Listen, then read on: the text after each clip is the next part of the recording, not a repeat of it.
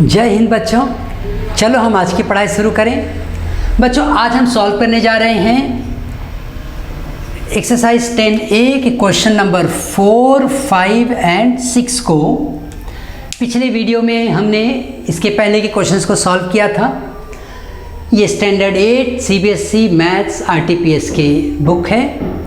तो देखो बच्चों यहाँ पर ना हम पहला क्वेश्चन देखो सॉल्व कर रहे हैं। A worker is paid this much.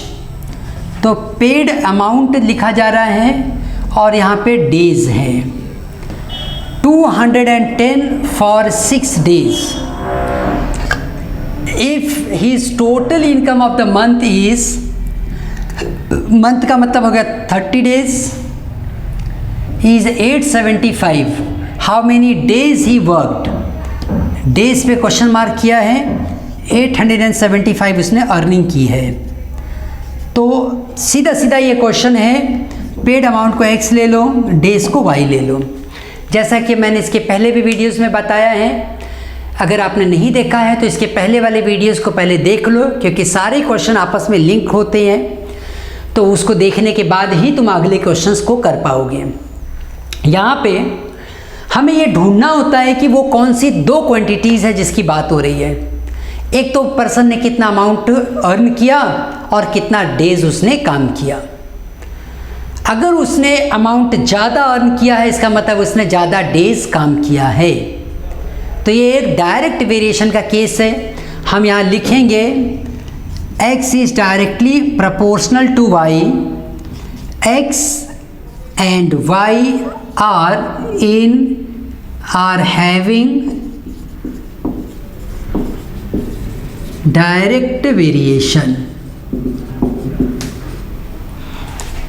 तो फिर डायरेक्ट वेरिएशन के लिए मैंने तुम्हें बताया है, तुम लिखोगे x1 upon y1 equals to x2 upon y2। x1 upon y1 and x2 upon y2। इसमें x1 क्या होगा, ये, x2 क्या होगा, ये, और this one is y1 and this is y2। अब वैल्यूज पुट कर लेते हैं। x1 is 210, y1 is 6, x2 is 875 and this is y2। हम यहाँ पे क्रॉस मल्टीप्लाई कर लेंगे। 210 into y2 equals to 875 into 6। ध्यान दो, मैंने ना क्रॉस मल्टीप्लाई किया, मतलब इसको इधर मल्टीप्लाई किया, इसको इधर मल्टीप्लाई किया। अब मैं यहाँ लिखूँगा y2 equals to 875 into 6 by 210। अब इसे सॉल्व कैसे करना है वो देखो। मल्टीप्लाई कर लेते हैं। अब ये बनेगा 210 into y2 equals to 875 into 6। y2 equals to 875 into 6 by 210। अब इसे हम सॉल्व कर लेते हैं। 5 4 जा 20, 5 2 जा 10, 5 से कट करेंगे, 5 1 जा 5, 5 7 जा 35, 5 5 जा 25, 6 1 जा 6, 6 7 जा 42। 175 को हम 7 से डिवाइड कर देंगे, 7 2 जा 14, 7 5 जा 35। तो यह आ गया y2 की वैल्यू विच इज़ 25। तो person has to work how many days, 25 days. अगर पर्सन ने 25 डेज काम किया तो ये काम हो जाएगा। ओके, तो चलो अब हम अपने अगले question that is 5th question की तरफ आगे बढ़ें।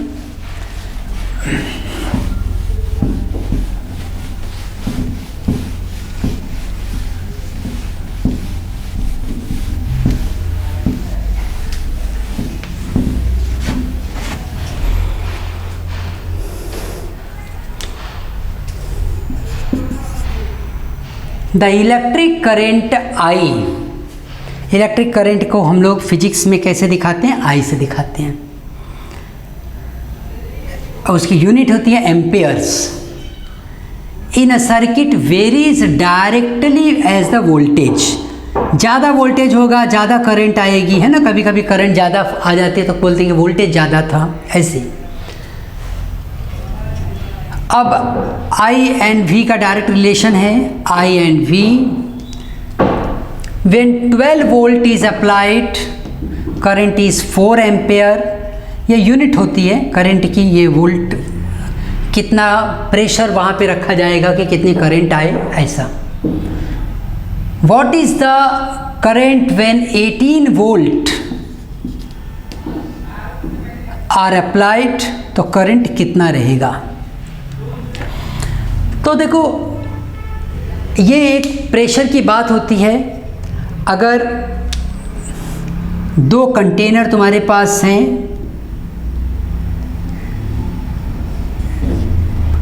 यहाँ पे देखो कम वाटर है, तो यहाँ से जब आपने कोई होल कर दिया तो यहाँ से जो पानी निकलेगा वो थोड़ा दूर जाएगा।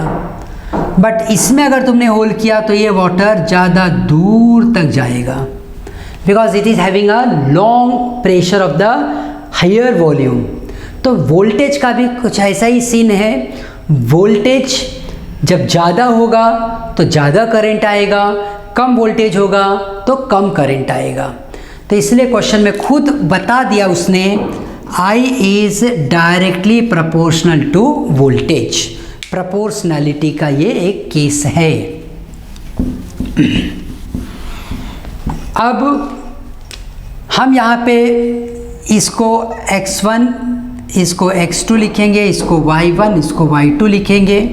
x is directly proportional to y, ये x है, ये y। तो x1 upon y1 equals to x2 upon y2। Values put कर लेते हैं। x1 था 4 अपॉन 12, x2 अपॉन 18,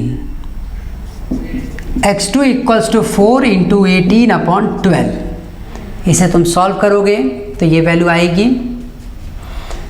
18 यहाँ मल्टीप्लाई कर दिया, 4 इंटू 18 हुआ, तो 12 वहीं नीचे ही था, है ना, ये यहाँ पर आ गया ऐसे। तो 4 इंटू 18 अपॉन 12, 4 1 जा 4, 4 3 जा 12, 3 6 जा 18, x2 is 6 ampere.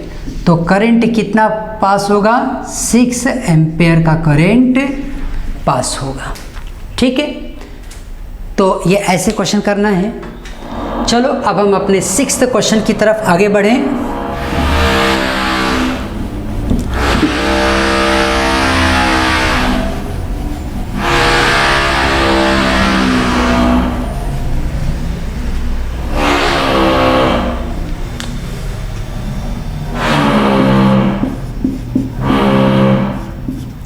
The number of liters of water in a person's body varies directly as the person's mass varies। ये भी एक थियरी है और फैक्ट है जो कहता है कि एक पर्सन का जितना वेट होगा उसी के हिसाब से उसके बॉडी में वाटर कंटेंट होगा। तो weight of body and the water कितना उसकी बॉडी में रहेगा वो।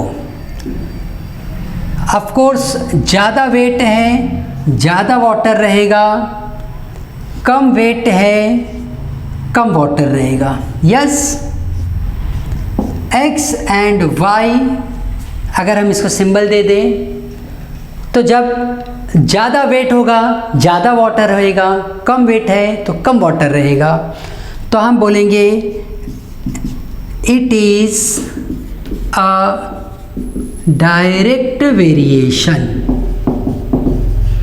तो ऐसे केस में ना इसको हम लिखेंगे x1 x2, इसको लिखेंगे y1 y2।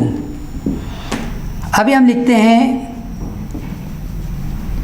x1 upon y1 equals to x2 upon y2। Values put कर लेंगे। 90 upon 60 equals to 50 upon y2. Now we can write y2 equals to 50 into 60/90। यहाँ पे देखो ये y2 मैं इस तरफ ले लिया, या ऐसा तुम समझो